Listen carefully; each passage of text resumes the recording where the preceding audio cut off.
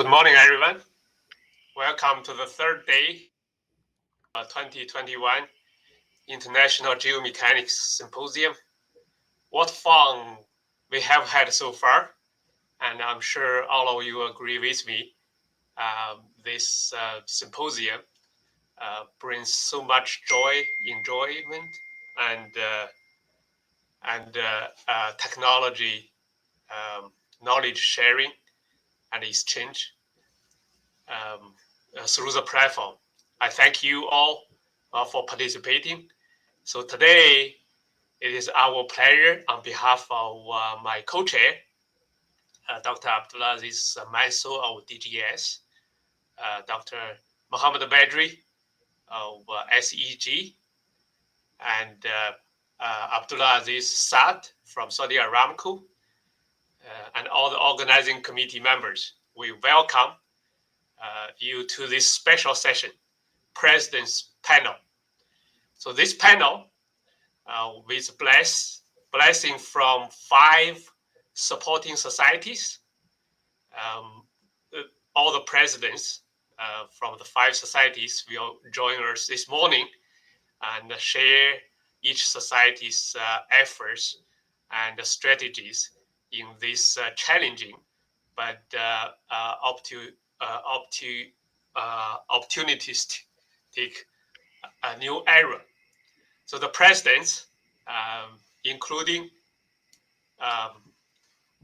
Anna Shaughnessy from Society of Exploration Geophysicists, Katerina Yared from Society of Petrophysicists and Wireline Log Analysis, and President Gretchen Gillis from American Association of Petroleum Geologists, Dr. Abdulaziz Mansour from Dhahran Geoscience Society, and myself. My name is Gang Han from American Rock Mechanics Association. So the president this morning, as I mentioned, will discuss each society's effort in this new era and explore the collaboration opportunities going forward. And then we will discuss some of the challenges each society face, particularly in the areas such as DEI, diversity, equity, and inclusion. So the entire panel will be divided into 2 segments. The first segment, each society will give a short presentation of their society efforts. Then the second segment is about discussions on those 2 items. For the audience, feel free to type your questions into the Q&A window to your right. As a moderator, I will try my best to address those questions with presidents. If we run out of time, feel free to join us in the speed networking session, and we will continue follow up. We want to hear your voice. Okay. With that, it is my great pleasure to introduce the first speaker, President Anna Shaughnessy from Society of Exploration Geophysics. Anna, the floor is yours. Feel free to take over. Thank you. Good morning, good afternoon, good evening, depending on where you're coming from. I am, like you heard, Anna Shaughnessy, and the president of SEG. And I'm delighted to be with you here for the 2nd International Geomechanics Symposium. I congratulate the organizer for putting together yet another virtual event. I think these are complicated and difficult, but it's clearly a very popular event. And thank you so much for all the work you've done, and congratulations. And I'm just now going to spend a few minutes talking about what SEG is doing and how we're facing the future.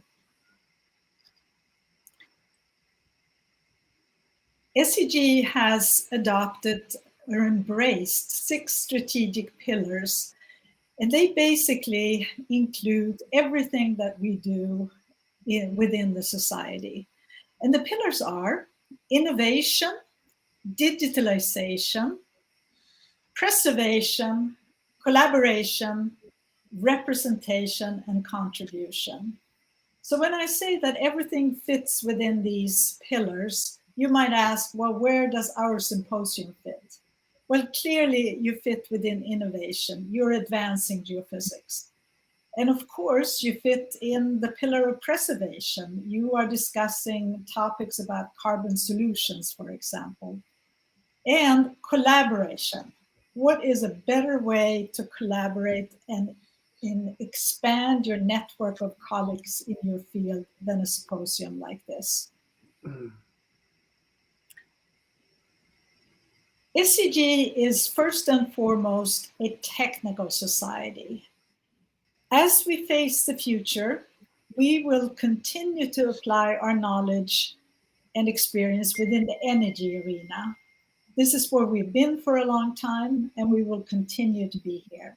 However, we're also accelerating our involvement in a number of different arenas where applied geophysics makes a difference.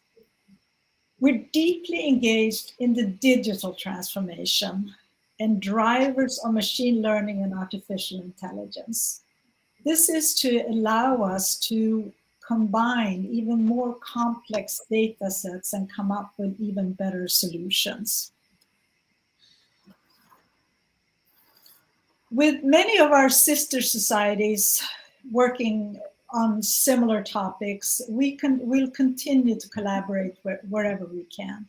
As you know, we're already collaborating in meetings and symposiums, and we will continue to expand that collaboration. And I think we're especially interested now in collaborating on topics that brings us towards the energy transition, such as carbon solutions, geothermal, and other topics that revolve around renewable energies and creating a sustainable world. We are actually, or have started a medical imaging task force. We clearly believe that our experience in imaging could make a big difference to the medical field. We're quite excited about this. And we anticipate strong growth in the environmental arena of applied geophysics. For one, through our Geoscientists Without Borders project, a program that I hope you're all familiar with, but also through a much stronger involvement in near-surface geophysics when it comes to topics such as water management and infrastructure maintenance and many other topics that involve near surface. We will continue to, of course, embrace and support academia. We need to ensure that we attract the most brightest students into geophysics, engineering, geoscience. And of course, we need to support the research that's done at these institutions to make sure that we continue to solve some of the challenging problems we have. Planetary geophysics is a new arena for us, but we would like to explore, for example, how we could use remote sensing and potential methods for planetary imaging. We don't see that there are limits to where applied geophysics can go, and so we just want to make sure that we can contribute wherever we can. And that's just a short introduction to some of the things that SCG is involved in right now. We are excited about what applied geophysics can do and how it can grow within to create the sustainable world. Thank you so much. Thank you, Anna. And Anna is industry and academia veteran. Everyone knows her being around for a long time. and she actually graduated from University of Gothenburg in Sweden. So she has a very nice European accent. And also she has a master's degree from MIT. As a matter of fact, at one point after she worked in the industry for more than 30 years with also the Aramco, Tesco, or Kermorgy, all those companies, she moved back to MIT Earth Resources Laboratory as executive director. And she retired from that laboratory 3 years ago, and currently consultant. But Anna has been, besides the current president of the Society of Exploration Geophysics, as you all see from her presentation, a lot of exciting things going on.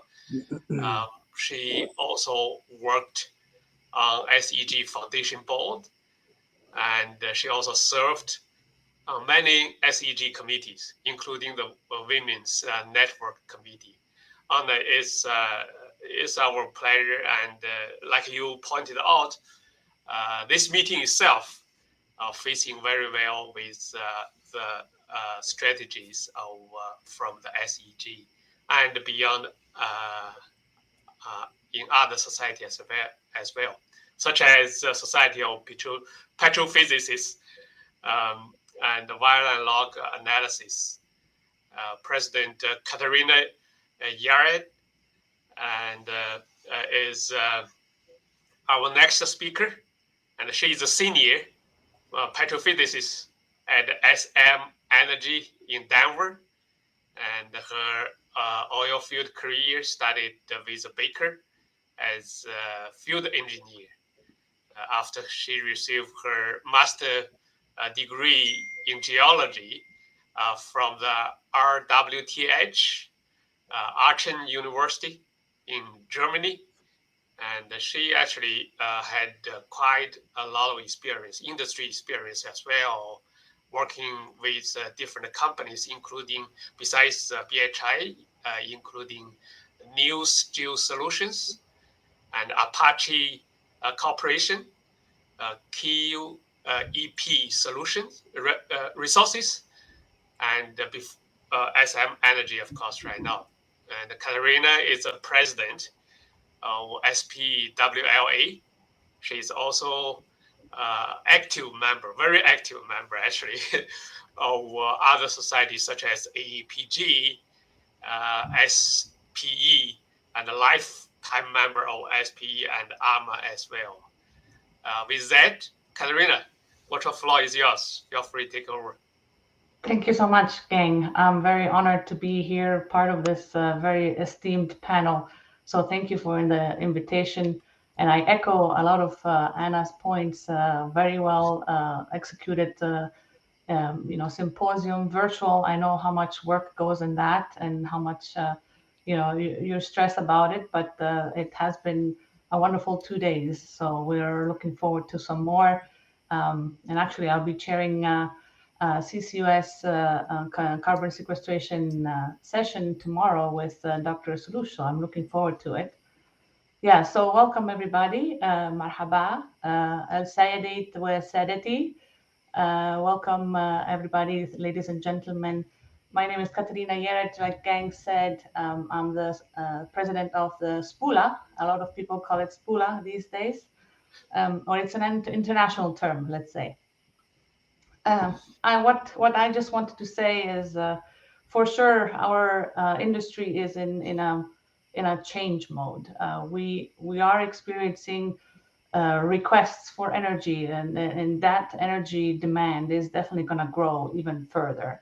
The problem today is of delivering reliable, sustainable energy, and the SPWLA, as well as other societies, are working hard to create platform of knowledge sharing. And I think that's our strength really when it comes to societies like us. We're very specialized in certain things, but what we do know best, and for many decades, almost centuries, if not that, is that we know the subsurface very well. So therefore, a smaller society like the SPWLA are preparing for creating special interest groups, and there is one coming up next year called Alternative Subsurface and Energy Transition Special Interest Groups.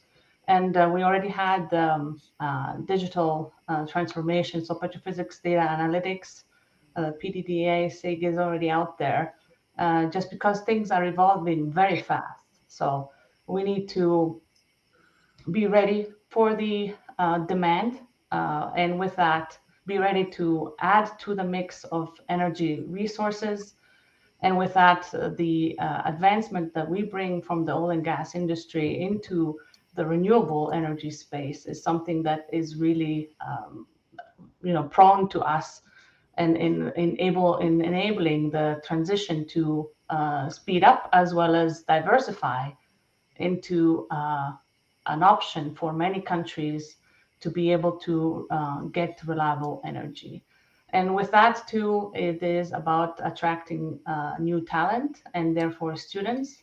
And that has been one of my biggest goals in my presidency so far, is to start to create momentums on the student level, as they will continue our legacy on for hopefully another century or so. So that is all I had for now. But again, I appreciate the invitation, and I'm very humbled to be part of this panel. Thanks, Katerina. Well, very well said. Very well said. And our next speaker is from AAPG, President Gretchen Gillis. Gretchen also industry veteran for a while. She's a senior geological consultant at Aramco Americas in Houston. And she actually started his career as an exploration geologist, and later served in variety roles, particularly in communication roles with Schlumberger. Gretchen, besides the president of AAPG, she has a legend of serving societies in different roles, such as AAPG editor, recognized as Distinguished Service Award, honorary member award, and also she has been on the board of directors of Geoscience Award, and later on become the board chair for that Geoscience Award. Also, Gretchen is a trustee associate of AAPG Foundation, SEG Foundation, director of SEG Foundation as well. So Gretchen had a bachelor degree in geology from Brian Mawol College, then master degree from UT Austin as well, the Longhorns. So Gretchen, the floor is yours. Go ahead. Thank you. Thank you so much, Gong. Good morning, good afternoon, good evening to everyone. I'm really delighted to be here with such distinguished and dedicated colleagues and this audience that spans so many time zones. As you can tell from what Gong said, I'm proud to be a member of a number of organizations that have supported my career in the energy industry, AAPG, SEG, SPE, SEPM, and others. SPWLA, DGS, and ARMA are among the few that I have not joined yet. So people have been asking me what it's like to lead an organization like AAPG in weird times like those we're in. And really, leaders don't necessarily choose what is going to happen or when they're going to be asked to serve. And so we are all challenged to keep our organizations healthy and relevant, despite the many changes and distractions and calamities around us. To be clear, I'm honored to serve as AAPG president this year. I think we'll get into later some of the specific strategic responses AAPG is making to rapidly changing conditions. And collaboration is a key part of our strategy. But I want to speak more generally about the importance of engagement in service in organizations like ARMA, DGS, AAPG, SEG, and SPWLA. Certainly, the core purposes of these organizations are really important. Advancing and disseminating science, promoting technology, inspiring high professional standards, and advancing the professional well-being of our members. These are all really important purposes. But just as important is the spirit of community we experience by being part of these organizations. And I'm afraid that our success at electronic networking has eroded some of our sense of the wonderful community and networking opportunities these organizations provide when we are able to travel and be together in person. So I'd like to urge all of us to push back on organizations that do not place a sufficiently high value on participation. And I'd like to remind this distinguished audience that participation in organizations like ours as members and volunteers can be truly life-changing. I have made many enduring friendships, including the people in this panel. I have learned tons by volunteering. I have gained skills and recognition that have advanced my career. And now I have the pleasure and responsibility of giving back to organizations that have served me well for more years than I care to state publicly. So I'd like to urge you in closing to please be sure that you join and maintain your memberships and volunteer as your time permits. And please bring your friends and colleagues along as well. You will certainly gain more than you give. So I'd like to thank you for your attention, and I wanted to be brief because I'm really looking forward to the questions and answers. And Gong, thank you for honoring me with this invitation. Our pleasure, Gretchen. Very well said from both COFO member participations and volunteer efforts. You certainly set up a role model along with Dave, your husband, donating a lot of not only efforts but also other resources to the society. The next speaker is Dr. Abdulaziz Mansour, is another Longhorn. He actually graduated from UT Austin as well with master's degree in geological science. Abdulaziz is the president of the Dhahran Geoscience Society. He has over 10 years of multidisciplinary experience in hydrocarbon resources and reserves assessment, regional resources assessment, and yet to find mapping. So Abdulaziz is focused in reserves assessment, decision analysis, petroleum economics. He is currently leading the Northern Area Assessment Team as Exploration Resources Assessment Department in Saudi Aramco. Besides the president of DGS, he also very active as well in other societies such as AAPG and SEG. With that, the floor is yours, Abdulaziz. Feel free.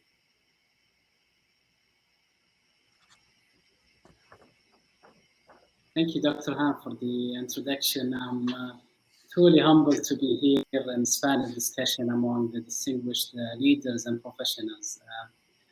Over the next couple of slides, I'll give you some introduction on the Dhahran Geoscience Society and some history behind the society.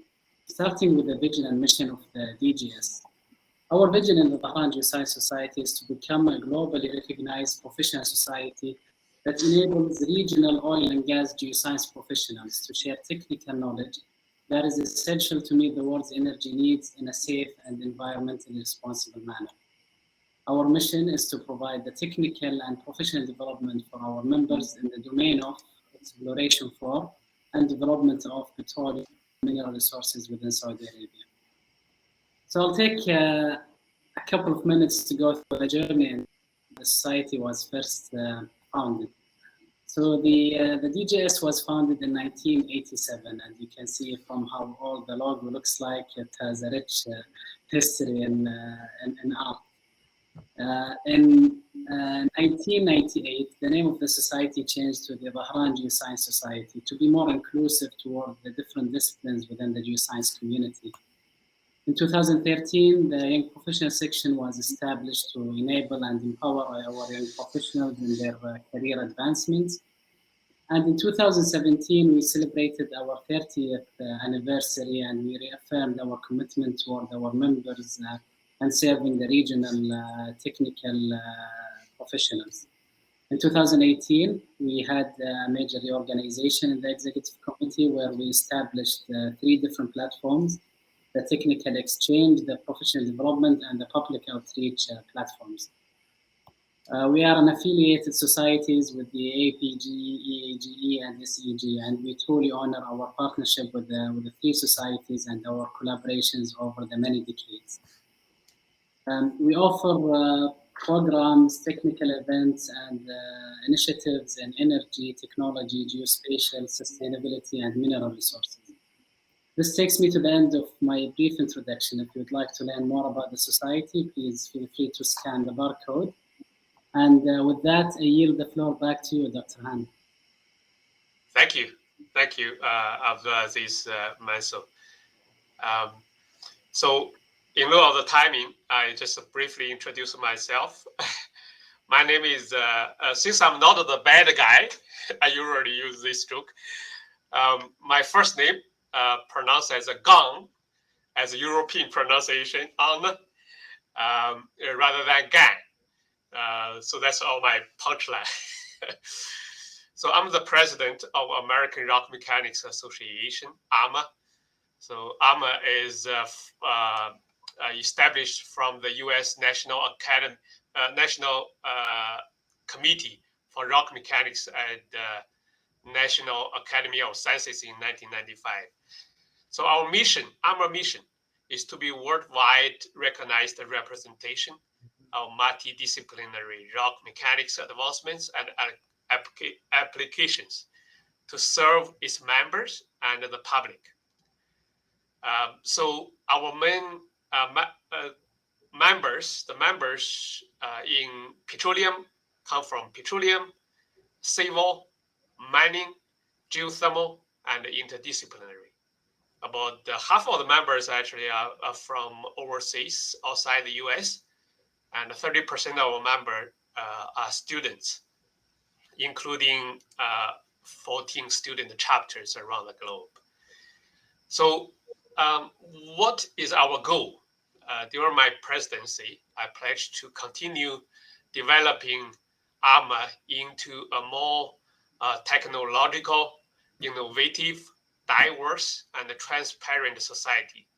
With board support and leadership support, we established geothermal technical track in addition to petroleum, civil, mining, and interdiscipline. And recently, we established the technical committee on discrete fracture network. It will join the other technical committees ARMA has, such as the hydraulic fracturing, induced seismicity, drilling, tunneling, underground storage and utilization, which also includes CO2 sequestration. So those technical committees are the backbone, if you will, the pillars, technical pillars for ARMA. Recently, we also, in lieu of the rapidly changing and challenging new era, we established an advisory committee looking at what ARMA wants to be in 5 or 10 years or even longer.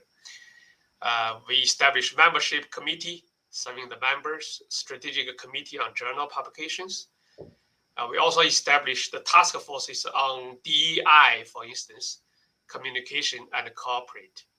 So that's what's going on right now at ARMA. Last but not least, I have this a President Coffee initiative ongoing. All of you invited, regardless you're ARMA member or not. The Coffee is a virtual platform to hear anybody's suggestion to build a better technical society. So with that, I think we conclude the first session, which highlights each society, their efforts, very impressive. Thank all the presidents. The second segment, we're going to have panel discussions.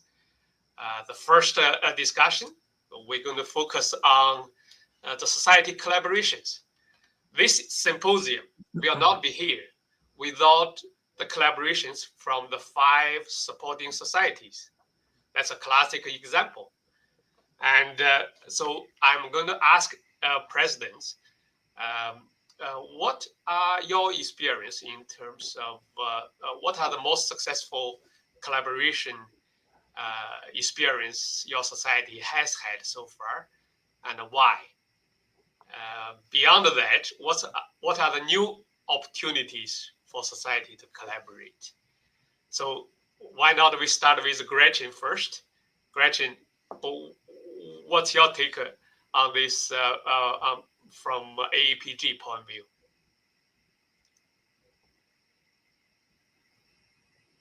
Yeah, thanks, Gong, for the question.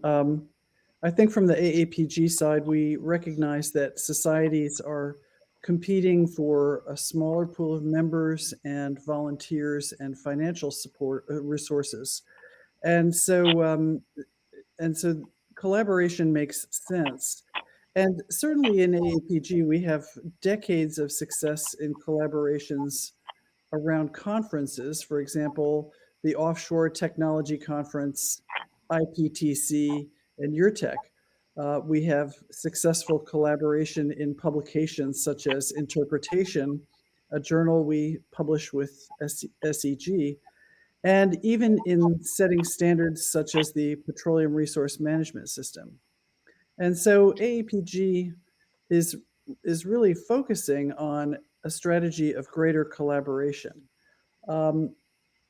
Certainly in the last year or so, we've tried to do more with our partners. So, for example, when the pandemic made employment really terrible, we joined with the SPE Gulf Coast section Members in Transition program, and with them expanded to Midland and Denver to support members who were seeking new employment. With SEG, we formed an agreement for the International Meeting for Applied Geoscience and Energy, which we just ran in Denver. And I think it is the start of many more terrific meetings because the planning will be integrated from the start.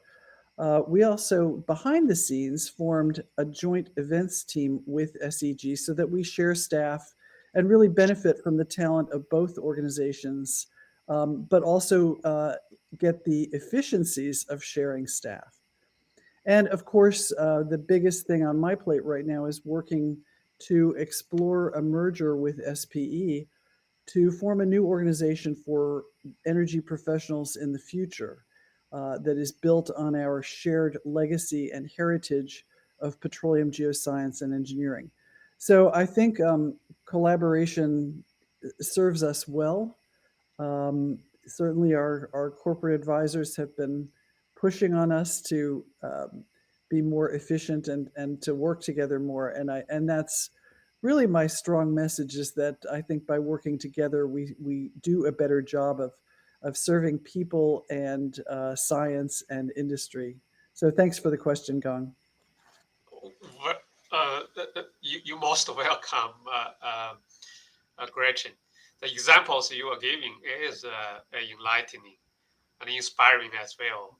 So on the other hand, Katerina, for ARMA and SPWLA a similar size, for smaller society, what's your thought on these society collaborations, especially in this new challenging, especially in this energy transition, energy transformation, new era.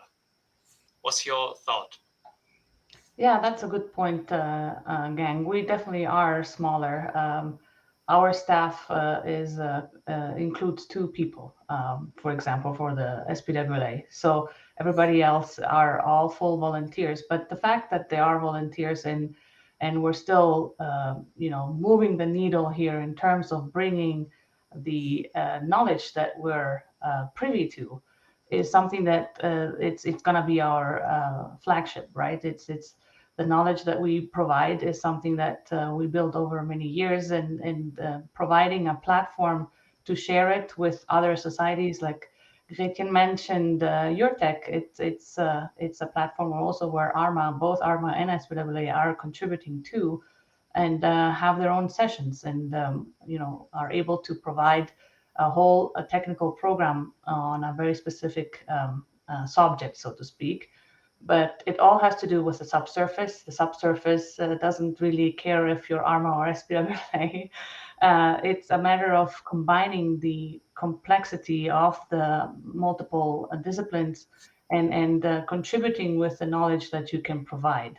And I think, again, we see it here. We see it in multiple occasions where societies are coming together because the knowledge that we would then provide to the members is so much more valuable if we collaborate and we work together. So I think that's then the benefit that we can then provide to, even though smaller societies, we can still provide the bigger picture to our members that as well that way.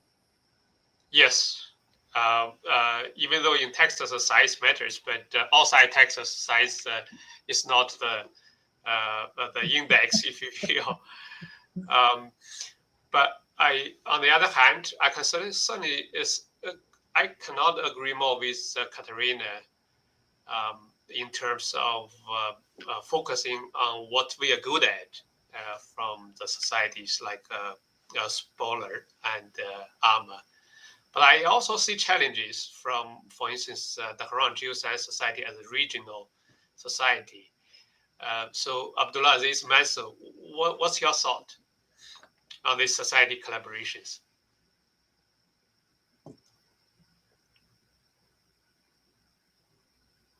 Question, Dr. Gang. I think I couldn't agree more with what Katerina mentioned and Gretchen already highlighted in the collaboration. We also face the same challenge. We are a smaller society, and all of our members and executive committee officers are fully volunteered. They have their own day jobs, and they're only volunteering for the benefit of the members of the Dhahran Geoscience Society. So collaboration has been a key integral part in all of the successes of our events. In all of our technical workshops, in all of the programs that we offer, we always see collaborations between SEG, AAPG, and EAG. So we do see firsthand how valuable the collaboration is between setting the platform between the regional professionals and the international societies and the more global societies. So we are all in for collaboration, and we do think that collaboration will add value to both or all societies involved in. As Gretchen mentioned, we are competing against a limited set, both financially and membership resources. So I do think that the only way forward for smaller organizations such as ourselves is to collaborate with the major ones. Yeah, well said. DGS has been very consistently promoting the society collaborations. The presidents I knew, from Dr. Mohammed Duhilan to Halif Tamimi to yourself, set up very good examples. So Anna, after other presidents, one of the things that seems everyone facing with, seems putting resources around it, is to address the climate challenges, the energy transition challenges, is the carbon capture, utilization and storage. So what do you see from SEG side in terms of collaboration opportunities for other society, with other society in this arena?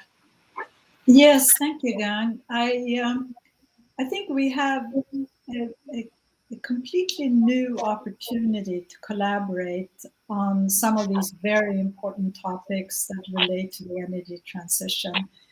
And now the Dhahran Geoscience Society is already a mix of geoscientists, geologists, geophysicists, probably engineers as well. But the other four organizations here pride ourselves in our strength in geology and rock mechanics, in wire logging, and applied geophysics. And I think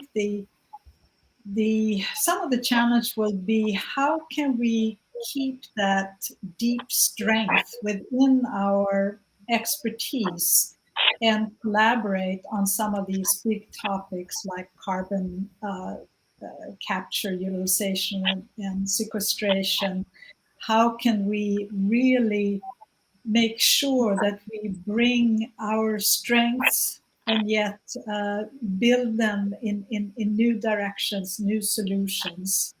I think that's going to be critical for all of us. And so some of the challenges, I think, is, we could all merge into one giant society. And I think my question there is, how do we keep that deep strength in wire logging, for example? How do we make sure that strength continues to grow and evolve while it's also supporting the big topics, if you will? But I think it's very, very exciting. I think that we're all looking towards creating a sustainable world. We know that within our different professions, expertise, we have a tremendous role to play. I think we all know that we have a challenge of communicating that role and the benefits that we are supplying. I think it's something we all need to work on, and maybe that's another collaboration opportunity, actually, to really spread the message what geoscience and engineering can do to really provide renewable energies and different sources of energies to create this sustainable world. And I clearly understand that we will continue in petroleum for many, many years, and yet I am excited to see how we can accelerate some other forms of energy. Thank you. Yeah, thank you for bringing this excitement. And opportunity is abundant with challenges, but with collaborations of all the societies and the presidents, all the presidents have highlighted. I think we all should be confident we can overcome any challenges that are coming along the way. With that, I think we wrap up the first panel discussion. The second aspect is about diversity, equity, inclusion efforts. As a society, as a president's group, this morning, this group itself represents DEI characters, right? So you have, for instance, Anna from Sweden, Katerina with Italian and Germany background, and you have Abdulaziz from Saudi Arabia. You have Gretchen from US, and myself is a Chinese background. And this is a very diverse group. So for the societies, however, we're all facing different challenges in terms of DEI, and a lot of efforts are going as well. So I probably just to pick up Anna again, back to back, for your thought and suggestions for this DEI from SEG point of view. Thank you, Gang. Yes, these are topics that have come to the forefront in the last year or so. I'm sure you're all aware that we had some big challenges here last year, which with the murder of George Floyd, which really highlighted some of the challenges that we have in the US. I think within SEG, it's not a challenge just within the US. I think it looks different in different parts of the world. SEG has recently formed a committee called JEDI, which stands for Justice, Equity, Diversity, and Inclusion. And the intent of this committee is to ensure that we become much more inclusive, that we really invite people that might not have been invited to the table before to be on our committees, become chairs. We would love to see a much broader global representation. And to me, I would love to sort of grow this pipeline of talent around the globe from different countries, from different types of geophysics, from you name it, academia to industry and so on and so forth, to really become the society that we would like to be. I think it's fair to say, it might be harsh, but we've been a rather privileged society, and it's been easier if you have been privileged with the right degree, the right place you came from, etc. And I think we at SEG know that we really have to take a look at that and see how we can become inclusive. So we're working on it, and I think it's very important, and I'm right behind this. So I thank you so much. Yeah, well said, Anna. So Gretchen, AAPG has a very active women's network. I follow very closely, actually, a great efforts. Do you want to share some of the highlights or some of the efforts at AAPG on the DEI? Yeah, certainly, Gong. Thank you. So as you mentioned, the Women's Network has been around for quite a while, initially as the Professional Women in Earth Science Committee. We also have a special interest group focusing on diversity in STEM fields. And these groups have been working together quite a bit. More recently, they've had some really fun and successful events around community building in topics such as the geology of wine, the geology of beer. And on November 12th, they're having an event focusing on how caves influence wine and cheese. So geology and two of our other favorite things. They've also worked hard on nominations for the executive committee and for awards. But I would say, and forgive me if I repeat what Anna said, they need allies to help with this hard work. And so these supportive networks are very important to leveling the playing field and ensuring that our organizations, whether they are universities, societies, or companies, leverage the available talent. I think we all have a stake in diversity and inclusion as a professional and ethical responsibility, because diverse teams are more successful. And again, this also applies to societies because they benefit directly from the talent that they attract and engage. So I'll hand back to you, Gong. Thank you. Thank you. So Abdulaziz, so what's your takeaway, actually? What's your efforts at DGS to address this critical issue? Thank you, Gang. I think personally the efforts toward DEI is a never-ending quest. It's something that we have to nourish all the time. We've established a few programs and initiatives a few years ago, and we can already see the fruits now.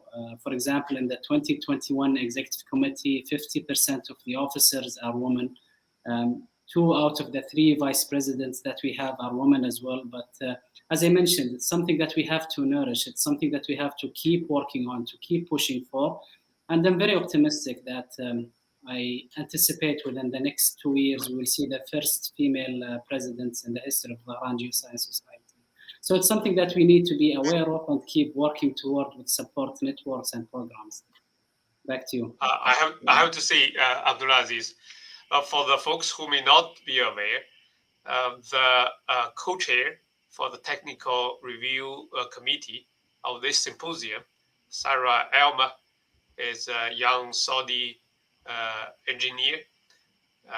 And I have to say, I look forward to seeing, I wouldn't be surprised to see a new female president in the near future from DGS. Thank you for this. So Katerina, go ahead, feel free. Well, I mean, for smaller societies like ours, we rely on the pool that is available. But if they see you, they can be you, right? So again, this is goes back to my efforts in promoting student chapters, and the diversity within the SPWLA board is already speaking for itself. There's not much we can do there, but in the terms that we attract talent, diverse talent, this is the work that we can do, and that's where the efforts have been. And as of right now, for example, currently our SPWLA board is there is no U.S. Citizen on the U.S. board. So there you go. That's a very good example, though. Reflects the diverse membership base that SPWLA has. At ARMA, as a matter of fact, next Friday at the President Coffee, we're going to focus on the DEI.